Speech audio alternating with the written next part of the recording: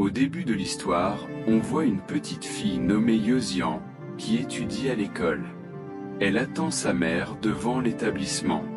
Sa mère l'appelle pour lui dire qu'elle ne pourra pas venir la chercher ce jour-là. Faute d'autre choix, Yosian décide de rentrer seule à la maison. Soudain, une pluie torrentielle éclate, et à ce moment-là, une voiture noire s'arrête près d'elle. Yosian aperçoit un homme assis à l'intérieur, et sans dire un mot, elle monte silencieusement dans le véhicule. Lorsqu'elle arrive chez elle, elle est complètement trempée par la pluie. Ses cheveux sont en désordre et son corps couvert de boue. En la voyant dans cet état, on dirait qu'il lui est arrivé quelque chose d'horrible. Mais le plus choquant, c'est la réaction de sa mère. Au lieu d'être soulagée, elle est terrifiée. Elle est tellement effrayée qu'elle n'ose même pas regarder sa fille. C'est là que la vérité glaçante éclate. Yosian est morte il y a une semaine, et depuis ce jour, elle revient chaque jour à la même heure, dans le même état sinistre. L'histoire nous ramène alors 10 jours en arrière. Dans une grande boutique de valises, le propriétaire regarde les informations à la télévision. On apprend qu'un tueur en série rôde en ville, tuant une personne tous les 10 jours. Il suit toujours le même schéma. Il tue ses victimes, place leur corps dans une valise à roulettes et les jette à l'eau. Ce jour-là, un homme nommé Xiang entre dans la boutique et achète une valise rouge. Son comportement intrigue. Plus tard dans la journée, un livreur de pizza nommé Sang Yoon livre une commande à l'appartement de Xiang. En tendant la pizza, il entend des bruits étranges venant de l'intérieur, mais il n'y prête pas attention et s'en va. On découvre ensuite que Xiang est bien le tueur en série, et qu'il a enlevé Yosian. On apprend que, juste avant chaque meurtre, Xiang achète une valise à roulettes et commande une pizza, à un motif inquiétant qui relie tous ses crimes. Yosian le supplie de la laisser en vie. Elle promet même de ne rien dire à personne et de rentrer discrètement chez elle. Mais l'assassin, froid et impitoyable, la traîne pour achever ce qu'il a commencé. Il la frappe à la tête avec un objet lourd, met son corps sans vie dans la valise rouge et la jette dans la rivière. Quand cette affaire passe aux infos, le vendeur reconnaît la valise rouge. Il commence à soupçonner que le tueur pourrait être l'homme à qui il a vendu cette valise. Il pense à prévenir la police, mais sa femme l'en dissuade. Elle lui rappelle que ces valises se vendent partout et qu'il ferait mieux de ne pas se mêler de ça. Finalement, il décide de se taire. Pendant ce temps, Sang Yoon lit les nouvelles sur son téléphone. Une chose l'interpelle. Xiang commande une pizza tous les 10 jours, exactement comme la fréquence des meurtres. Les soupçons commencent à naître dans son esprit. De son côté, la mère de Yosian, comme chaque jour, se cache sous la table, serrant une croix dans ses mains tremblantes, car l'esprit de sa fille revient chaque jour à la même heure. Son mari rentre à la maison et la voyant terrorisée, la relève et l'emmène dans la chambre de Yosian. Là, il lui dit la vérité douloureuse, Yosian est morte. Il pense qu'elle imagine tout. Il l'accuse d'être une mauvaise mère, affirmant qu'elle terrorise leur fille avec une croix. En colère, il l'accuse même de ne jamais avoir vraiment accepté Yosian comme sa fille. Ces mots brisent la mère de Yosian. Elle fond en larmes en se remémorant les moments passés avec sa fille. En vérité, Yosian n'était pas sa fille biologique. Ensuite, l'histoire nous présente un homme nommé Ukmo, qui vit dans le même quartier. Un jour, la police vient l'arrêter comme suspect. Les voisins le considèrent déjà comme un fauteur de troubles. Il a plusieurs plaintes pour violence à son actif. On lui prend ses empreintes et un échantillon d'ADN, mais il est rapidement relâché, avec un avertissement, pas de nouvelles histoires. À peine sorti du poste, Ukmo retrouve un homme pour lui réclamer une dette et le passe à tabac. Ce n'est pas juste pour l'argent, cet homme est son oncle, le frère de sa mère. Depuis la mort de sa mère, son oncle n'a jamais cherché à le voir, pas même pour les funérailles. Depuis, Ukmo nourrit une haine profonde envers lui. Puis, nous rencontrons deux autres personnages, un gardien de sécurité et la présidente de l'immeuble, Taehyung. Elle est responsable de toutes les affaires sociales du bâtiment. Elle a aussi une fille, Suyan, qui ressemble trait pour trait à Yozian. Taehyung se plaint auprès du gardien de sécurité, car certains résidents ont signalé un énorme gaspillage de nourriture. Elle lui demande de trouver qui est responsable. Le gardien commence à inspecter tous les sacs poubelles un par un. Il découvre un sac noir dissimulé dans un sac de nourriture gaspillée. À l'intérieur, il trouve un indice, un numéro d'appartement. C'est celui du tueur. Il a alors une idée, faire chanter le tueur. Il l'aborde en lui demandant de l'argent en échange de son silence, prétextant vouloir boire. Mais le tueur refuse. Furieux, le gardien commence à ouvrir le sac noir sous ses yeux. Il y trouve l'uniforme scolaire de Yozian. Réalisant que son secret est découvert, le tueur tue le gardien sur le champ. Au même moment, la mère de Yozian entre dans l'appartement. Elle est choquée par la quantité de sang, mais remarque une bouteille de vin rouge brisée répandue dans les escaliers. En réalité, le tueur a fait cela pour masquer les traces de sang, simulant un simple accident. Comme chaque nuit, ce soir-là aussi, Yozian rentre chez elle dans le même état, terrifiant sa mère. En la voyant, elle ferme les yeux de peur. Ensuite, on nous montre ce qui s'est passé cette nuit-là. Ce soir-là, Yozian rentrait chez elle dans la voiture de Seong.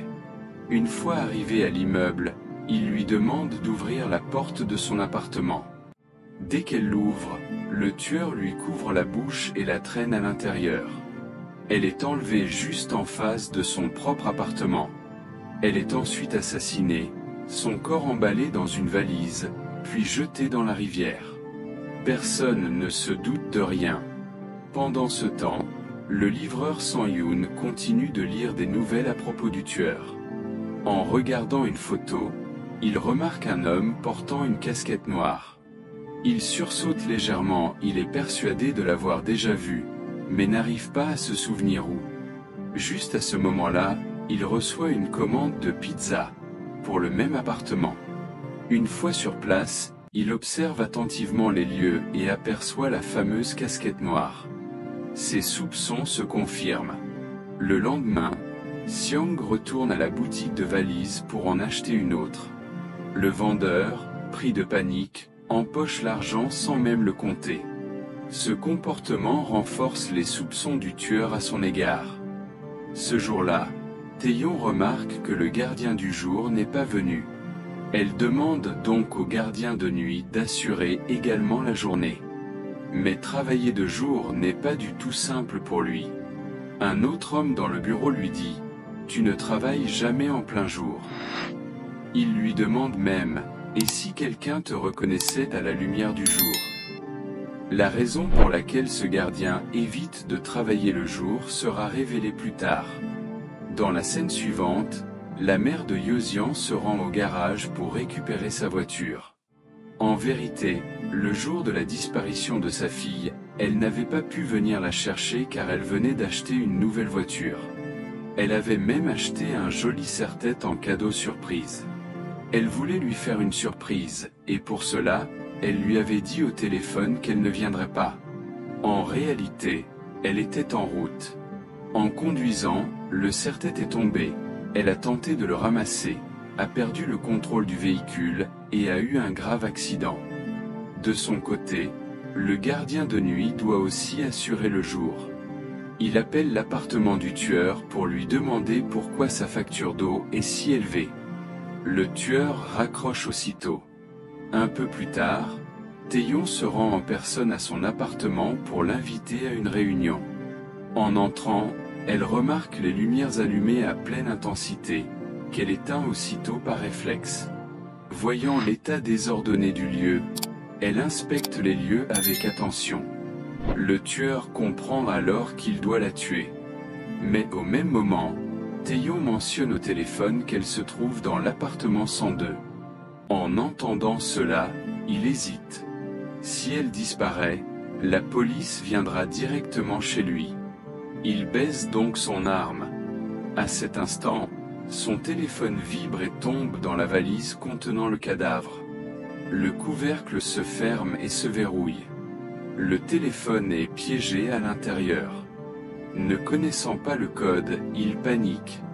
Il appelle alors le vendeur pour lui demander le code de déverrouillage.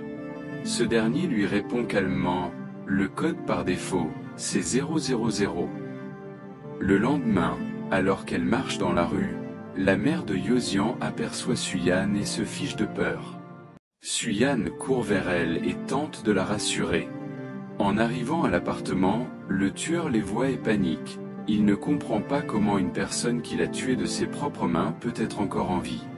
Tandis que Suyan s'éloigne, la mère de Yosian remarque le regard étrange que l'homme leur lance, ce qui renforce ses soupçons. En rentrant chez elle, Suyan trouve les lunettes de l'ancien gardien et les donne au nouveau. En les voyant, l'homme dans le bureau commente, « Celle-là appartenait à l'ancien gardien. » Intrigué, le nouveau décide d'inspecter les canalisations de l'appartement du tueur. Mais ce dernier refuse l'entrée, affirmant qu'il déménagera dans quelques jours et que l'inspection pourra avoir lieu ensuite. Ce comportement ne fait que renforcer les soupçons du gardien. Il insiste. Selon le règlement de l'immeuble, une inspection complète doit être faite par tous les techniciens avant un déménagement. Le tueur panique. Il sait que s'ils entrent tous, ils découvriront son secret. Il ouvre donc la porte pour laisser entrer le gardien. Dans la salle de bain, rien de suspect. Mais une fois dans les sous-sols, c'est l'horreur. Des éclaboussures de sang, des cheveux humains, des morceaux de chair. Le gardien comprend qu'il a affaire au tueur. Il reste sur ses gardes. Le tueur s'apprête à attaquer, mais le gardien saisit une arme à portée de main. En voyant sa détermination, le tueur hésite. Il sent que ce combat ne sera pas facile. Il recule. Une fois le gardien parti, le tueur commence à l'espionner à distance. Un jour, Ukmo revient à l'immeuble et bat sauvagement le tueur, car ce dernier s'est garé à sa place. Après tous ces événements, le tueur comprend qu'il doit fuir. Il demande un transfert via son agence de travail. Il compte partir dans 2 jours. Mais avant, il décide d'éliminer le vendeur de valises, qu'il soupçonne d'avoir tout compris. Il utilise le téléphone du vendeur pour appeler Ukmo, afin que son numéro soit retrouvé si la police enquête. Puis, comme à chaque fois, il commande une pizza avant de tuer. Lorsque Sang-yoon livre la pizza, il remarque du sang sur les mains du tueur, et aussi sur l'argent. Ses doutes deviennent certitudes. Il décide de surveiller discrètement l'appartement. Mais le tueur le remarque et court à la fenêtre. Heureusement, le gardien arrive à temps et sauve Sang-yoon. Celui-ci lui raconte tout et le supplie d'appeler la police. Mais le gardien refuse, il a peur d'être accusé à tort, ce qui pourrait lui coûter la prison. À minuit, le tueur appelle Ukmo et lui demande de déplacer sa voiture. Quand Ukmo sort, il constate que sa voiture est bien garée. Le tueur surgit de l'ombre avec une barre de métal et tente de l'attaquer. Mais Ukmo reprend le dessus et le frappe violemment avec la même barre, jusqu'à ce que le tueur tombe à genoux, le suppliant d'arrêter. Mais tout cela faisait partie de son plan. Il voulait que les empreintes de Ukmo restent sur l'arme. Le tueur n'a pas encore tué le vendeur de valises, et ce n'est pas un hasard. Le lendemain matin, il prépare son départ. Avant de partir, il prévoit de tuer Suyan. Dès le matin, il commence à la suivre. Comme d'habitude, Suyan rend visite au gardien. Ils sont devenus très proches. Elle lui offre chaque jour un petit pain de l'école, qu'il accepte avec le sourire. Bien qu'il soit allergique au pain, il les garde précieusement dans son frigo. Il tient beaucoup à elle. Ce jour-là, il remarque le tueur en train de suivre Suyan. Il lui demande si elle rentre souvent seule. Elle répond que sa mère vient toujours la chercher. Le gardien la met sérieusement en garde. elle ne doit jamais rentrer seule. Une fois Suyan partie, le tueur la prend en filature avec sa voiture. La mère de Yozian, qui observe la scène, comprend aussitôt, ses soupçons sont confirmés. De son côté, le gardien se prépare à quitter l'immeuble. Mais l'homme avec qui il partage son bureau lui demande s'il va vraiment partir. Il lui rappelle que le tueur poursuit maintenant Suyan. Il lui dit qu'il devrait le tuer, puisqu'il l'a déjà fait par le passé. C'est là qu'on apprend une révélation choc. L'homme avec qui le gardien parle depuis le début est en réalité mort. Le gardien l'a tué il y a 14 ans. Cet homme est un fantôme, que seul le gardien peut voir. Le gardien confie qu'il ne lui reste que 5 mois à tenir. En Corée, la prescription pour un meurtre est de 15 ans. Passé ce délai, le criminel ne peut plus être poursuivi. Il lui suffit donc de rester discret encore un peu. Dans les jours suivants, la police arrête de nouveau Ukmo après avoir retrouvé la barre de métal sur la scène de crime avec ses empreintes. Mais cette fois, son oncle témoigne en sa faveur. Ukmo était avec lui ce jour-là. Il révèle qu'à la mort de sa sœur, il était ruiné, fuyant ses créanciers, rongé par la honte. C'est pourquoi il n'a pas assisté aux funérailles ni revu Ukmo. Celui-ci lui pardonne. Pendant ce temps, comme chaque soir, l'esprit de Yozian rentre à la maison dans le même état. Mais cette fois, sa mère n'a plus peur. Ce jour-là, elle avait découvert dans la chambre de Yozian un calendrier où sa fille avait noté « anniversaire de la belle-mère ». Le mot « belle-mère » était recouvert par un petit papier. Derrière, elle avait écrit « maman ». De son vivant, Yozian avait essayé de l'appeler « maman », mais n'y était jamais arrivé. En lisant cela dans son journal, sa mère n'a plus peur d'elle. En voyant sa fille apparaître, elle la serre fort contre elle et fond en larmes. Tout ce qu'elle n'avait pas compris de son vivant, elle le regrette profondément maintenant. De son côté, le vendeur de valises lutte pour survivre. En entendant un téléphone sonner dans une valise noire, il redouble d'efforts pour l'ouvrir. Ce soir-là, il pleut de nouveau. La pluie rappelle à la mère de Yozian le jour où elle a perdu sa fille. Mais cette fois, elle ne laissera pas Suyan subir le même sort. Prenant un parapluie, elle court jusqu'à l'arrêt de bus. Elle y voit Suyan seule, suivie par le tueur. Elle l'attrape et elles rentrent ensemble.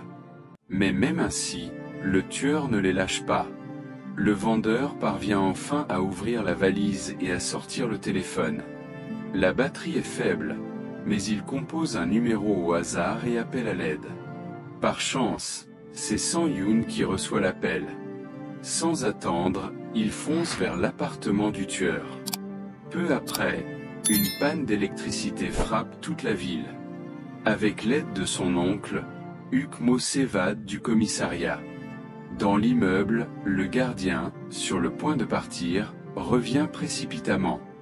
Il demande à la mère de Suyan si sa fille est rentrée. Quand il entend que non, il s'effondre. La mère pleure, dévastée.